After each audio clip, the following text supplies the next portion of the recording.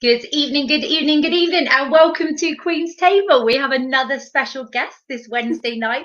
Welcome the lovely Beth, Miss Essex Atlantic. How are you? Really good, thank you. How are you? I'm very good, thank you. It's lovely to see you. And with your blue sash on, it's getting exciting now, isn't it? Not long. Not long. Oh, it's getting very, very exciting. So, welcome to Queen's Table. It's absolutely lovely to have you on. So, the first question I was going to ask you is, can you tell us a little bit about your pageant history? Yeah, of course. So I started competing in pageants in 2018. I've competed in three national pageants.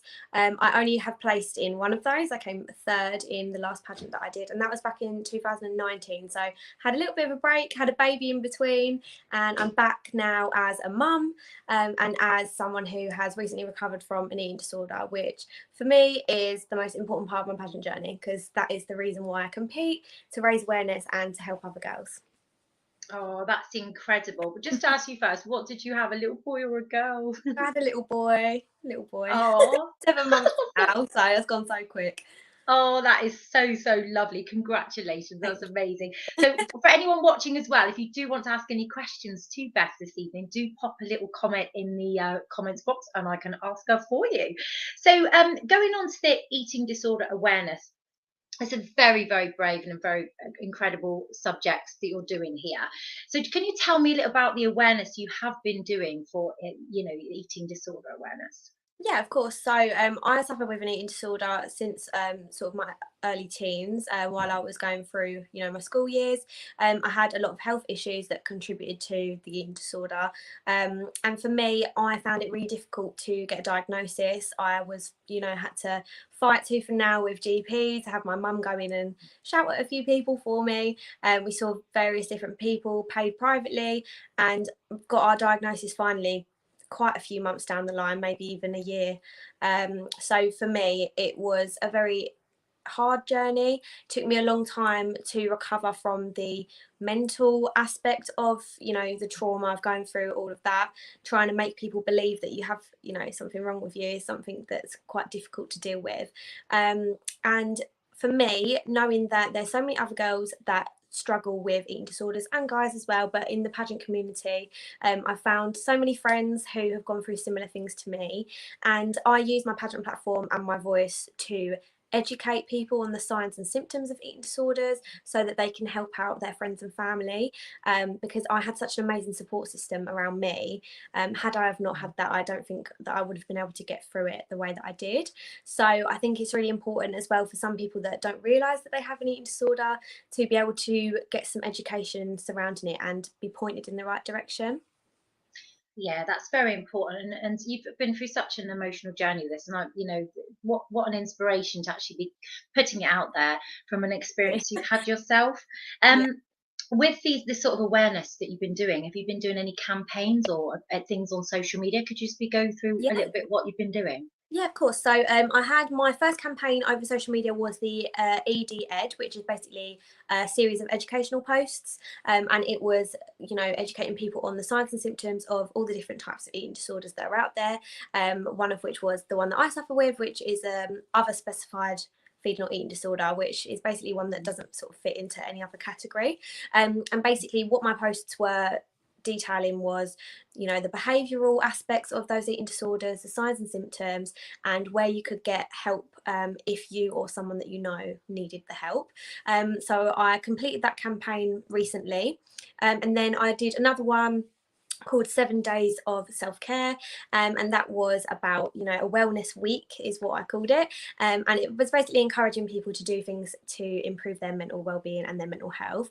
For me, doing self-care tasks is something that really gets me out of like that negative headspace, so I wanted people to sort of document what helped them to improve their mental health.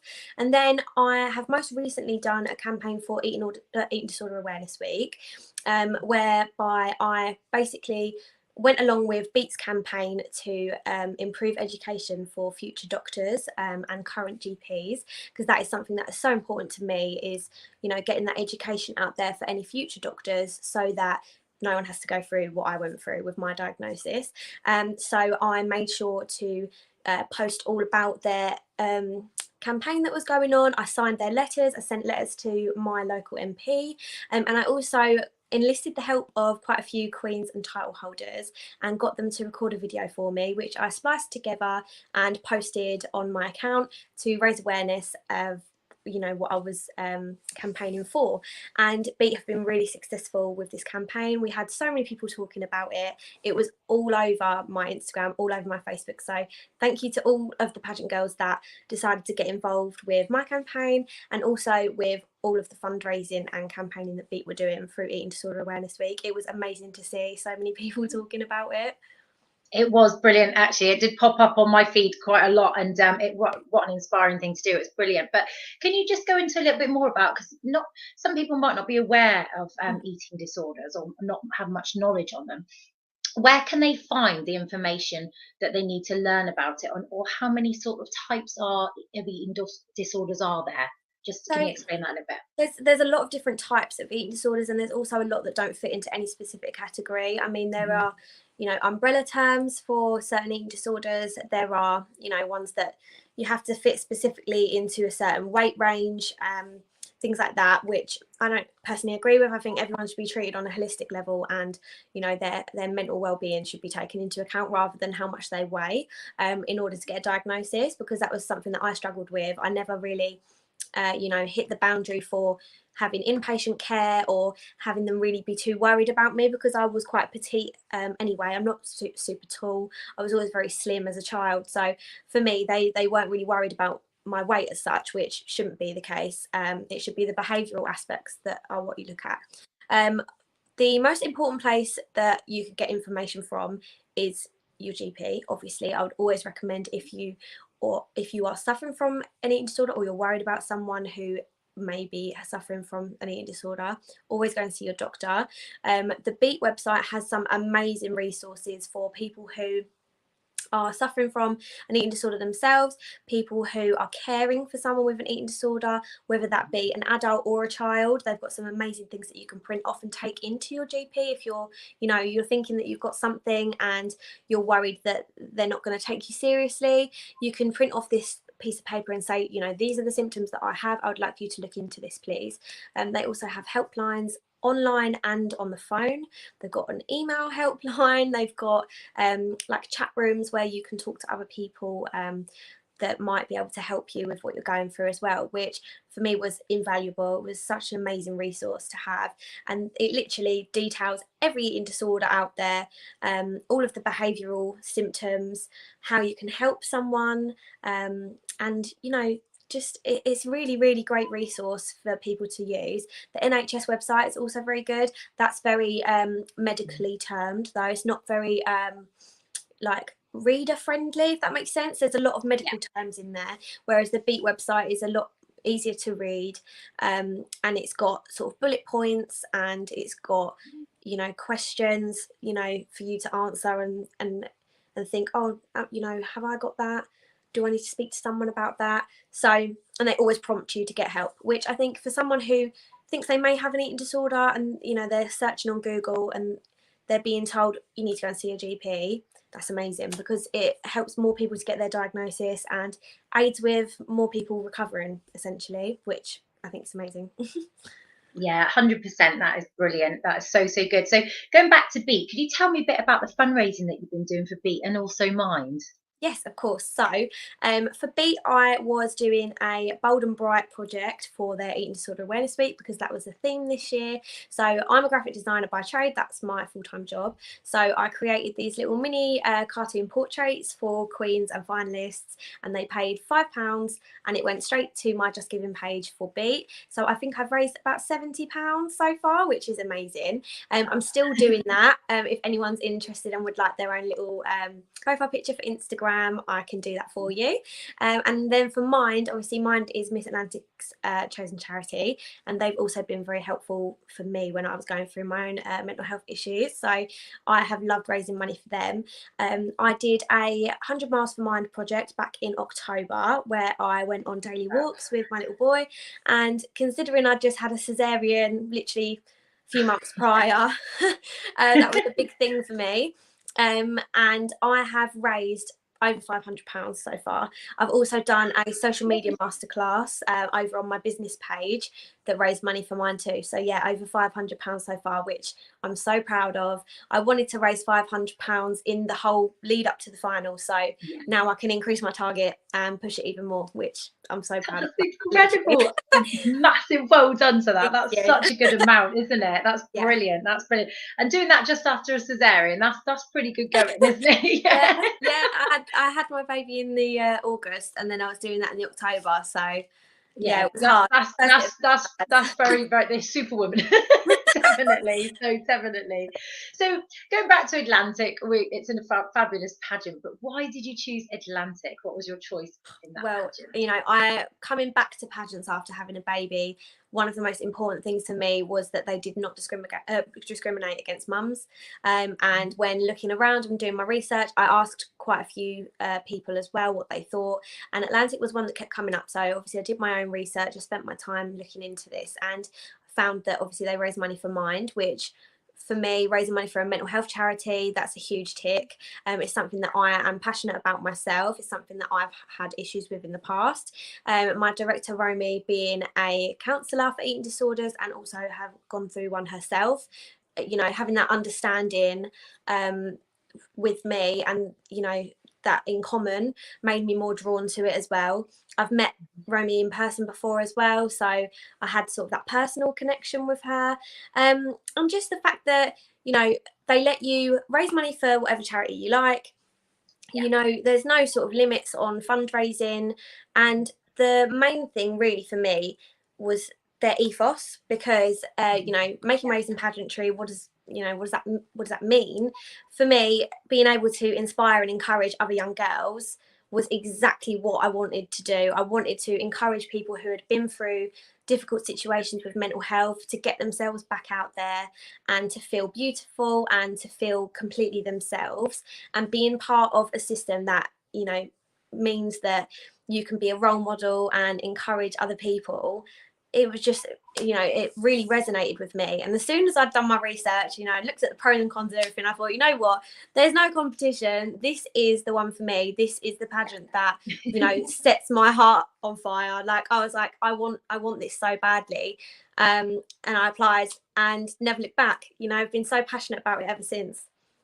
Oh, it's brilliant, isn't it? And I do think it's important when you do look for a pageant to do that research, because you do need to find it needs to tick all the boxes, which I always encourage if a newbie or someone that hasn't done a pageant before. That's one thing I always say, is just research your pageant so it suits you personally, which is very, very important. So going back to the finals, how are you feeling on the lead up? Because what we got now, 5 weeks?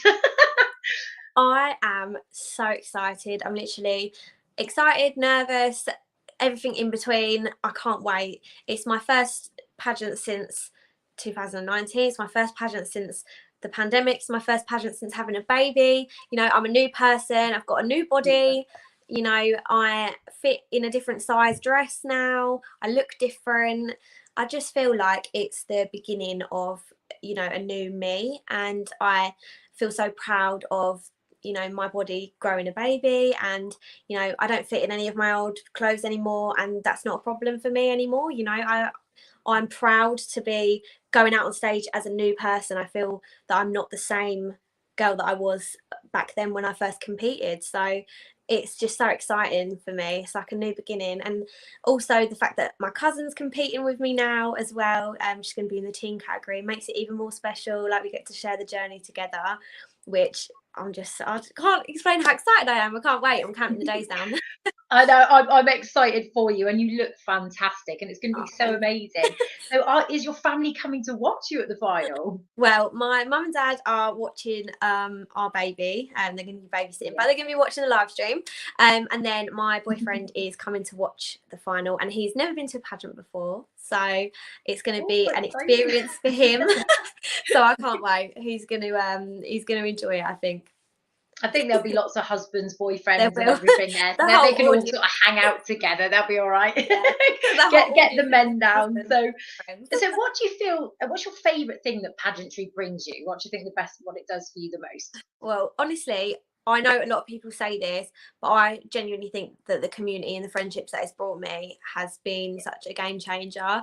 I have never really been one for having big groups of friends. I'm quite a recluse. I'm quite quiet. I find it difficult to make friends. So for me, being a part of a community and everyone's so welcoming and kind, I can go to an event on my own and know that there'll be someone there that will include me and, let me into their little circle and be a part of something. And, I've since met Jordan and Darcy, who both suffer with eating disorders and are both so passionate about talking about their experiences too. And it's just become, more than a hobby for me. It's like my life at the moment. I'm just so passionate about everything that I do, and having pageantry bring those people into my life has just made such a difference to me. It's incredible, isn't it? I mean, I must admit, you always find, one pageant friend or a few pageant friends that you really, really bond with. And then it's like myself, my platform's Heart Health Awareness, and I've got a few friends that do the same platform. And one of them actually is in America. And we've actually done interviews together from America to here, but we always have to make sure we get the timing right. You make friends and you find that you'll meet people that have got the same passions, passions obviously you platforms and things like that. But you do find that you can go to any event and just be like, oh, hello, you can go on your own. I'm nice to do that a lot last year. I used to be like, well, I live in Somerset, I'll just pop on off and say hello to everyone on my own. And you just get there and you just feel so relaxed. You can chat to whoever, meet new people, and they're just wonderful, aren't they? That's the best part of it. So, everyone's so kind and so lovely, and it's just so nice to feel included. Like, going through school and having issues with bullying and things like that, you always feel a bit anxious going into new social settings and, in big groups, in case people are sort of looking at you like the outcast. But never been to an event where I felt left out, which is lovely. That's what's great about it, isn't it? And what I love is the energy. It's like when I first met you at Yemi, wasn't it? Yes. And we were there and we were cheering everyone on, and the rooms were electric and everything. And it's wonderful, isn't it? That's the beautiful thing. Good. Yeah, it's a good thing to be in. So last question then, because I always like to ask this because it's a bit of fun. But what's your favourite round in pageantry? Ooh, that's really hard because I love evening wear. Seeing people's evening gowns is just that cherry on top, when you're waiting for that last moment to see them on the stage for the last time, and their evening dress, they come out and they look absolutely incredible, and you can just feel the energy in the room and everyone's like, wow, look at her, she looks beautiful. I am addicted to that feeling. I love it. I love watching other people, and I love seeing their faces light up when they walk on the stage and they feel so happy and so confident. But my favourite round overall is interview. I really struggled with the idea of interview at my first pageant. I thought, oh no, I'm not very good at job interviews, so I'm definitely not going to be very good at this. And when I first entered, I didn't realise that you could have a platform, you could have a voice and have something that you're passionate about. So I had nothing to talk about in my interview. And since then, obviously, I've been working on my platform, working on raising awareness. And I'm just so excited to have the opportunity to tell the judges about all of the work I've been doing behind the scenes. It is such a big part of your score. And I think that being able to basically tell them your story and, get excited about your cause and show how passionate you are about the system, I think that's an amazing opportunity to have. I think it's great that they give you that chance to speak to them and it's not all just done on stage, because like you said, sometimes things can go wrong. I remember I fell over my first ever swimming round. I fell over. So if things like that go wrong on the stage, that's it, whereas you've got the interview round, so you've got that chance to redeem yourself and so they know who you are. Yeah, but actually if you do fall over, no one should worry about that. I mean, I spend weeks sometimes the lead up to the pageant thinking, oh, I'm gonna fall over, but it's all about recovery. It's okay.